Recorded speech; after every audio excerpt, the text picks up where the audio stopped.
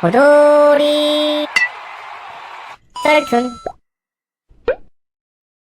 이해 안 해도 무서운 이야기. 고딩 때 친구랑 새벽 내내 영화 보고 4시쯤에 산 올라가서 해 뜨는 거 보고 뜨끈한 국밥 먹고 내려오는 게 주말 루틴이었는데, 남한산성이라고 송파구 쪽 사는 사람들은 다 알 거야. 여튼 그날도 마천동 쪽 등산로로 평소처럼 4시쯤에 올라가기 시작하는데, 웬 할머니가 그 어두운 한치 앞이 안 보이는 산에서 내려오더라고. 엄청 놀랬는데, 놀란 것보다도 이 할머니가 어떻게 이 밤에 산을 올라갔을까 하는 마음에 혹시 지금 산에서 내려오시는 길이냐고 여쭤봤더니 씩 웃으면서 나는 갔다 왔는데 니들은 올라가지 마라 라더라. 솔직히 좀 쫄았는데 이미 등산로까지는 왔고 수십 번 왕복한 길이니까 그대로 올라갔는데, 여기부터 느낌이 이상하더라고. 겨울이지만 너무 뒷골이 서늘하고 별로 춥지도 않은데 이가 딱딱 부딪히고, 또 밤에 불빛 하나 없는 산에 가면 정말 한치 앞이 안 보여. 눈을 떠도 감은 것처럼. 그래서 폰 후레쉬를 켜고 등산을 하는데, 그날따라 너무 느낌이 안 좋으니까 친구한테 그냥 여기까지만 왔다가 내려가서 쉬다가 날 밝아지면 다시 정상 찍고 가자 고 하니까 친구도 그러자고 하더라고. 근데 등산 많이 한 사람들은 알겠지만 똑같은 등산로를 매주 다니다 보면 새벽이라 어두워도 다 루트를 알거든? 근데 돌고 돌고 돌고 또 돌아도 계속 산중턱에 있는 버려진 약수터로 오게 되더라고. 구글맵 켜서 봤는데도 아무 도움 안 됐어. 이때부터 너무 겁이 나서 친구한테 그냥 날 밝을 때까지 여기 서서 기다리자고 했더니 애가 완전히 패닉이 와가지고 가만히 있으면 큰일 난다고 하면서 계속 걸어야 한다고 소리를 지르는 거야. 나는 가만히 있어도 본인은 내려가겠대. 나도 무서운데 별 수 있냐? 얘라도 없으면 그대로 기절할 것 같은데. 여튼 한 20분 정도 더 삥삥 돌다가 산 중간마다 하나씩 있는 낡은 덤벨, 아령 있는 운동장 있잖아. 거기서 어른들이 운동하는 소리가 나는 거야. 족구하는 소리도 들리고. 진짜 안도감이 들면서 그쪽으로 막 뛰어갔는데 아무도 없는 거야. 분명히 덤벨 끼익끼익 쇳소리랑 아저씨들 어이짜 거리면서 공 차는 소리, 아줌마들 떠드는 소리 다 들었거든. 너무 소름 끼치고 무서워서 목소리도 안 나오는데 친구 어깨 잡고 겨우 고갯짓으로 내려가자고 하고 막 뛰어서 그 운동장을 벗어나는데 또 그 운동하는 소리가 나는 거야, 엄청 크게. 근데 그 겁먹은 와중에도 그 소리가 나니까 나도 모르게 그쪽을 한 번 더 쳐다본 거지. 우리는 막 뛰어서 내려온 상태라 그 운동장 밑에 비탈로로 25m 정도 밑에 있었는데, 그쪽을 쳐다보니까 그 운동장 철봉 있는 곳에 40, 50명 정도의 중년 아저씨, 아줌마들이 말 한마디 없이 우리 둘을 노려보고 있더라고. 마네킹처럼 우뚝 서가지고 미동도 없이 거진 30초 동안. 친구도 봤고 둘 다 어떤 말도 없이 진짜 죽어라 뛰었다. 다행히 이번에는 등산로 입구가 보였고 그쪽으로 미친듯이 뛰어서 벗어났어. 그 이후 산 중턱에 있는 절에 가서 해 뜰 때까지 법당 안에 있다가 해 뜨고 집에 갔다. 그 이후로 다시는 그 길은 얼씬도 안 해. 지금도 그 사람들이 귀신인지 아니면 어두워서 못 봤던 사람인 건지, 사람이라면 왜 거기서 우글우글 모여서 우리를 빤히 쳐다보고 있었는지 참 의문이다. 영훈이는 학교에서 돌아와 영화를 보고 있었는데, 영화가 한창 흥미진진해질 때쯤에 갑자기 텔레비전 화면이 뭔가 어른거렸다. 아빠인가? 라고 생각해 뒤를 돌아봤는데 아무것도 없었다. 혹시 아빠가 다른 방으로 들어가셨나 싶어 영훈이는 크게 소리쳤다. 아빠! 들어오셨어요? 하지만 인기척이 없었다. 영훈이는 다시 영화로 눈을 돌렸지만 잠시 후 똑같은 일이 일어났다. 또 화면에 사람 그림자가 비치는 게 아닌가. 영훈이는 퍼뜩 고개를 돌렸다. 그 순간 아빠의 목소리가 들렸다. 요 녀석, 영화가 얼마나 재밌길래 아빠가 들어온 것도 몰라? 아빠! 지금 들어오신 거예요? 들어오는 소리 못 들었니? 영훈이는 자신이 착각한 거라고 생각하며 안도의 한숨을 내쉬었다. 그래, 아까는 내가 잘못 본 거야. 그리고 밤이 되었다. 거실에서 텔레비전을 보던 아빠는 피곤하셨는지 소파에서 잠이 드셨고, 영훈이는 잠든 아빠를 뒤로하고 혼자 드라마를 보고 있었다. 그때였다. 다시 텔레비전 화면 위로 사람 그림자가 스쳐갔다. 아까 본 그림자야. 놀란 영훈이는 뒷목이 뻣뻣해졌다. 용기를 내어 천천히 뒤를 돌아보았지만 역시 아무도 보이지 않았다. 이상해. 뭔가 있는 것 같아. 영훈이는 두려움을 떨치기 위해 드라마에 집중하려고 애썼다.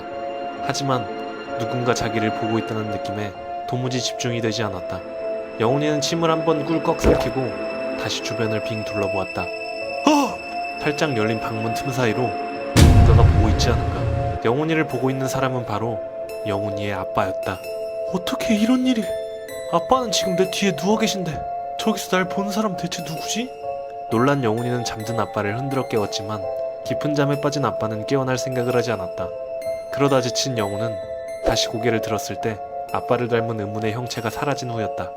그날 이후 영훈이는 매일 밤 아빠와 똑같은 모습의 형체가 방문 틈새로 자신을 쳐다보는 것을 느꼈다.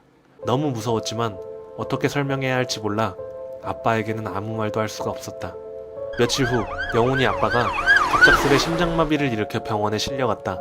평소 건강하시던 분인데 왜 갑자기 쓰러지셨지? 주변 사람들은 모두 이해할 수 없는 일이라고 했다. 하지만 영훈이는 아빠가 쓰러지기 며칠 전부터 집안에서 일어난 이상한 일이 의심스러웠다. 그래서 병실에 온 할머니에게 이 사실을 털어놓았다. 그러자 할머니는 깜짝 놀라며 이런 말씀을 하셨다. 사실 네 아빠에게는 어렸을 때 죽은 쌍둥이 형이 있단다. 아무래도 형이 네 아빠를 데리러 온 모양이구나. 주말에 오후 2시 반부터 11시 반까지 편의점에서 일했는데 그래서 오늘도 출근해서 일하다가 열심히 청소하고 있었다. 내가 평소에 청소하는 걸 좋아해서 진짜 구석구석까지 꼼꼼히 했는데 손님이 그걸 보시더니 보기 좋다고 커피 사주시더라. 그래서 감사하다고 받고 커피 마시면서 일했는데 근데 시간이 좀 지나니까 커피 때문인지 오줌이 마렵더라. 그래서 손님 다 나가실 때까지 기다리다가 다 나간 거 확인하고 문 잠그고 화장실 갔다 왔는데 편의점 안에 손님이 있더라. 태연하게 물건 보면서 걸어다니고 있었는데 그래서 내가 확인을 잘못했나 생각하면서 문을 열고 들어갔어. 근데 아무리 생각해도 없는 걸 꼼꼼히 확인했단 말이야. 게다가 점장님께서 물건이 한 번에 많이 없어진 적이 있었는데 알고 보니까 안에 손님이 있는 걸 모르고 화장실 갔다가 몰래 도둑 맞았다고 얘기해 주시면서 편의점 내부에 손님 있을 때 화장실 가면 안 된다고 신신당부를 해주셨던 적이 있어서 아무리 급한 날도 주도 면밀하게 확인하고 갔다 오고 오늘도 그랬는데 근데 손님이 있으니까 놀라우면서도 무섭고 또 물건 도둑 맞았을까봐 걱정되더라. 게다가 그 손님이 옷을 두껍게 입어서 걱정이 배가 됐어. 어쨌든 편의점 문 열고 손님을 확인하는데 매일매일 오시는 중년 남성분이셨어. 그래서 나랑 안면도 텄고 예전에 내가 알바하면서 책 읽고 있을 때 무슨 책 읽냐며 관심 가져주셔서 얘기도 몇 번 해봤어. 그 덕에 더 편하게 저 방금 화장실 갔다 와서 문 잠갔는데 안에 계셨어요? 하고 물어봤어. 근데 들은 채도 안 하고 물건 보는 신용하다가 그냥 나가더라. 그 뒤로 나는 손님 뒷모습 보다가 혹시 모르니까 물건 없어졌나 확인했지. 물건 정리를 청소하면서 꼼꼼하게 해서 물건 확인 제대로 했었는데 다행히 없어진 건 없더라. 그래서 안심하고 일하고 있었어. 근데 방금 전에 그 손님이 또 오신 거야. 그래서 위 상황을 설명해줬더니 황당한 표정 지으면서 금시초문이라고 뭔 소리 하냐고 그러더라. 나는 이 손님이 놀리려고 농담하시는 건가? 하고 순간적으로 생각해서 미소 지었는데 아까 봤던 그 모습에서 느껴진 정적이고 이질적인 느낌하고 지금 보는 손님하고 너무 괴리가 커서 소름 돋고 무서워졌어. 방금 겪은 일이라 아주 생생해서 너무 무섭고 더군다나 비까지 와서 분위기도 우중충해지고 손님도 별로 안 와서 더 무섭다. 무슨 일 없겠지? 친구 중에 한 놈이 공익 다닐 때입니다. 여자 사람을 모르는 저희는 같이 의기투합해서 목동 메가박스로 영화를 보러 갔습니다. 그런데 목동 메가박스엔 나름 유명한 타로점 보는 분이 계십니다. 친구랑 영화 보러 갔다가 그런 걸 좋아하는 제가 점 보려고 줄 섰더니만 그분이 제 친구를 보더니 공짜로 점을 보면서 한마디 하더군요. 귀신이 좋아할 타입이야. 앞으로는 그런 데 가지마. 그 얘기를 듣자마자 친구의 얼굴색이 하얘지더군요. 엥? 친구는 선택받은 지하철 공익이었습니다. 지하철역에서 3조 2교대로 근무했다고 하는데요. 지하철역이라는 것이 은근 귀신이 많다고 하더라고요. 그리고 잠시 영등포 시장역에 지원 갔을 때 얘기를 들었습니다. 예전에 신설동역 유령 승강장 얘기가 나온 적이 있었는데요. 영등포 시장역에도 쓰이지 않는 승강장이 있다는 사실을 알고 계시나요? 신설동처럼 만들어진 개념이 아닌 그냥 텅 빈 느낌이라고 합니다. 그날따라 사람도 없고 비도 오는데 같이 일하는 분하고 노가리 까다가 그 승강장 얘기가 나왔답니다. 그리곤 의기투합해서 보러 갔다고 합니다.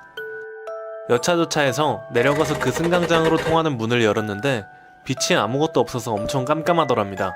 둘이 들어가려는데 같이 간 분의 핸드폰으로 전화가 와서 그분은 전화를 받고 친구가 먼저 들어갔답니다. 들어갔는데 완전 깜깜하더랍니다. 아무것도 안 보이는데 천장을 보니 핸드폰으로 통화하는 분의 핸드폰 불빛이 문틈으로 들어왔는지 푸른색 줄이 하나 보이더랍니다. 친구는 조금만 참으면 눈이 익숙해지겠지 하고 기다리는데 전혀 익숙해지지 않고 전화하시는 분은 전화를 끊고 들어올 생각을 하지 않자 되돌아서 나가려고 했답니다. 그런데 뒤를 돌아보니 문이 닫혀 있더랍니다. 친구는 순간적으로 하면서 천장을 보니 천장에 푸른 불빛이 그대로 있더랍니다. 근데 아까는 못 느꼈는데 그 푸른 불빛이 문틈으로 생긴 것처럼 직선이 아닌 팔같이 둥근 느낌인 겁니다. 아울러 그 팔 아래로 사람 형태가 눈에 들어오기 시작하더랍니다.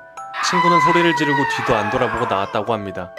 나중에 그 같이 간 분하고 가자 천장에는 아무것도 없었다고 하더라고요.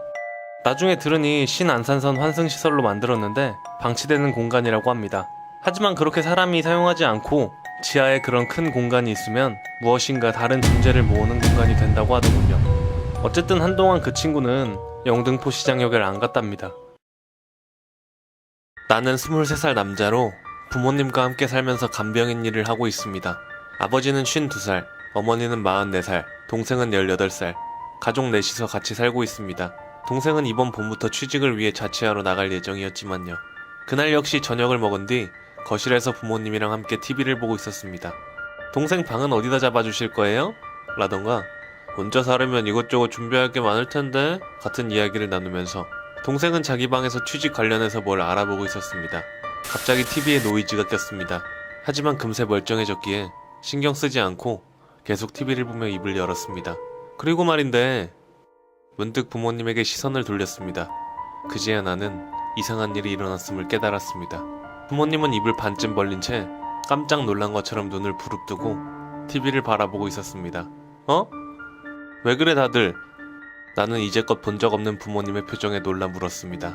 그러나 부모님은 나를 무시하고 계속 TV를 바라보았습니다. 그러더니 갑작스레 두 사람은 부릅뜬 눈만 돌려 나를 보았습니다. 왜 그래? 하지만 다음 순간 마치 아무 일도 없었던 것처럼 어머니는 말했습니다. 그렇지만 자취라니 말이야. 괜찮지 않겠어? 아니 잠깐 기다려. 지금 그건 뭐였어? 뭐였냐고. 우리 부모님은 두 분 모두 옛날부터 농담도 잘 말하지 않는 딱딱한 분들입니다. 장난으로 그런 짓을 하실 리 없습니다. 지금 그거라니. 하지만 부모님은 둘 다 의아하다는 표정을 짓고 있었습니다. 부모님 성격을 잘 알고 있는 나는 그게 지어낸 게 아니라 진짜라는 걸 느낄 수 있었습니다. 그리고 그와 동시에 위화감을 느꼈습니다. 지금 그거라니. 부모님은 기억 못 하시는 건가? 그런 표정을 지었던 걸? 아니, 아무것도 아니야. 나는 웅얼거리며 고개를 떨궜습니다. 그런데 당신은 언제 죽을 거야? 나는 당황해 다시 고개를 들었습니다. 그러네. 그 이야기도 해야겠구만. 언제로 하지? 자살이 좋을까? 사고가 좋을까? 뭐? 무슨 소리를 하는 건지 이해가 가질 않았습니다. 뭐? 죽어? 누가? 응? 저는 완전 횡설수설하고 있었죠. 하지만 부모님은 신경도 안 쓰고 이야기를 이어갔습니다. 나는 그동안 계속 기다리고 있었다고. 이제 딱 좋은 것 같네. 도와줄 테니 걱정 말아요. 부모님은 더욱 담담하게 이야기를 이어갔습니다.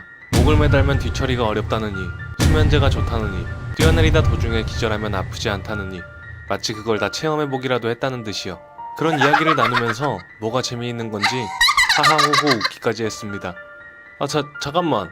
아까부터 도대체 무슨 소리를 하고 있는 거야? 분명히 이상한 부모님 모습을 보고 불안과 무서움에 그만 나는 소리를 지르고 말았습니다. 부모님이 동시에 나를 바라봅니다. 헉! 부모님의 눈동자는 양쪽 모두 반대 방향을 향해 치켜튼 채였습니다. 죽어! 시선은 어딜 바라보는지 알 수 없었지만 얼굴만은 나를 향하고 있었습니다. 그런 꼴을 하고 망가진 로봇처럼 죽으라는 말만 반복하고 있었습니다. 나는 소리를 지르며 동생 방으로 달려간 뒤 문을 닫았습니다. 야, 깜짝 놀랐잖아, 형! 그게 말이야. 부모님이 눈동자가 반대로 죽으라고 말하고 막 아무튼 부모님 이상해! 라고 말한 뒤 동생을 바라보자 동생은 입을 반쯤 벌린 채 눈을 부릅뜨고 있었습니다. 나는 소리를 지르며 곧장 현관을 향해 달렸습니다. 밖으로 나가기 전 바라본 부모님은 나를 계속해서 바라보고 있었습니다. 여전히 눈동자는 반대 방향을 향한 채. 전속력으로 대로변까지 나온 나는 조금 안정을 찾은 뒤 친한 직장 선배를 찾아갔습니다. 선배는 평소 귀신을 자주 보던 사람이었기에 내 이야기를 진지하게 들어줬습니다. 그랬구나. 내일은 어떻게든 조치를 취해보자. 우선 푹 쉬어. 너 얼굴이 장난 아니다. 그날은 그렇게 선배네 집에서 묵었습니다. 다음날 아침, 선배가 잘 알고 있는 절에 가서 그곳 스님에게 어젯밤 일을 이야기했습니다. 그 후 나는 선배와 몇 스님과 함께 집에 돌아왔습니다. 집안 상황은 심각했습니다. 아버지는 온몸에서 피를 흘리며 걷고 있었고, 어머니는 욕조에서 자신의 머리를 물속에 넣었다 뺐다를 반복하고 있었습니다. 동생은 커터칼로 자신의 몸에 글자를 새기고 있었습니다. 그 후 3명 모두 함께 온 스님들 덕분에 정신을 찾을 수 있었습니다. 주지 스님이 말하길 가족들이 그렇게 되어버린 건 누군가에게 저주를 받았던 조상이 있었기 때문이라고 합니다. 그 저주로 인해 후손까지 영향을 받은 것이라고 합니다. 다행히 나는 전생에 덕이 높은 스님이었기에 저주를 피할 수 있었다고 합니다. 지금은 아무 일 없이 지내고 있습니다.